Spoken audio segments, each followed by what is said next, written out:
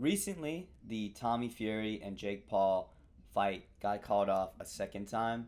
The first time being back in December of 2021, which was last year, because of a bacterial chest infection and broken rib Tommy Fury apparently sustained. And this time, when the fight was announced in late June, Tommy Fury could not enter the US and subsequently the fight was canceled. But you must be wondering, why was Tommy Fury banned from the US? Well, it was because of his connection with a alleged mob boss who was the former boxing promoter of his older brother, Tyson Fury. And mob boss is such an understatement. The more research I did into this topic, the more I realized how powerful this dude was in the criminal underworld of Ireland and the UK. Today we're going to be talking about Daniel Kinahan, who is the former head promoter of MTK Global and also the alleged crime boss of the criminal organization called the Kinahan Cartel. So before Daniel Kinahan did the race and was wanted for $5 million by the US and other global authorities around the world, Daniel Kinahan was the main promoter of MTK Global, like I said before, which was a huge boxing promotion, especially in the UK and Ireland. Some notable boxers they represented included, like previously mentioned, Tyson Fury, but also Billy Joe Saunders, Darren Till of the UFC, Liam Smith, Josh Taylor, the list goes on. They also were able to represent Terrence Crawford out of nowhere. So not only did they represent huge fighters and notable fighters, but they are also pretty legitimate in the boxing world. They signed a deal with Top Rank, who is a promotion that works with ESPN to broadcast basically all of their fighters on the ESPN network.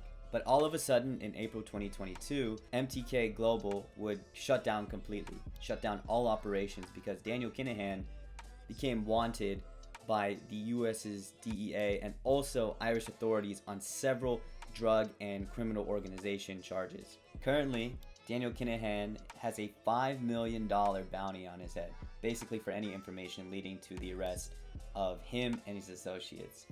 Pretty goddamn crazy. So what did Daniel Kinahan do to get a $5 million bounty on his head and basically shut down a whole promotion because of his reputation?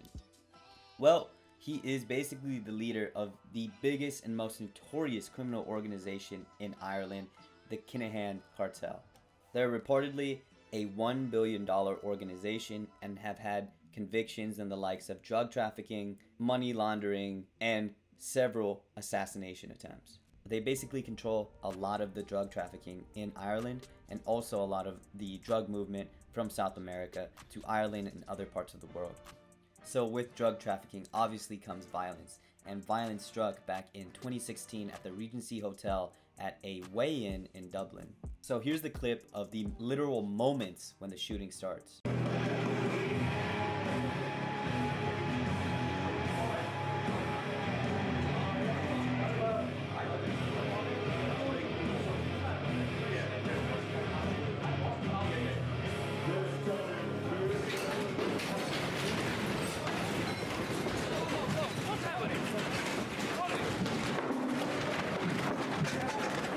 The intended target for this assassination attempt was on Daniel Kinahan, however he was able to escape.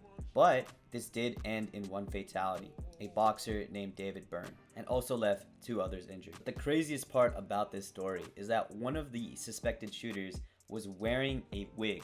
He was trying to dress up as a woman apparently, and just started opening fire. Like I said, this whole story is straight out of a movie. Anyways, the assassination attempt was from a rival criminal organization in Ireland called the Hutch Gang. So the Hutch-Kinahan feud would continue from this point in 2016 all the way up to 2018, where reportedly 18 people were murdered because of this feud.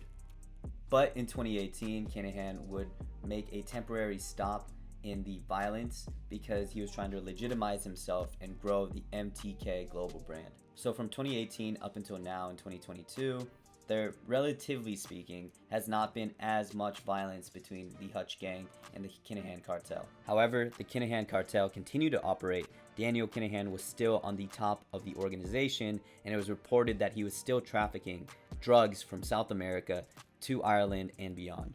So from 2018 up until now, Daniel Kinahan was not only the head of an organization that was trafficking drugs on the daily, but he was the promoter of Tyson Fury and other huge names in British boxing. Tyson Fury was literally taking over the world, becoming the lineal champ and beating Deontay Wilder in 2 of their 3 fights in probably one of the most exciting trilogies in the heavyweight division. So can you imagine being the head promoter of one of the largest boxing promotions in the world, representing Tyson Fury in his absolute prime, and then also representing a lot of other big time boxers, and then at night you're the head of a criminal organization that makes $1 billion off of drug trafficking from South America to other parts of the world.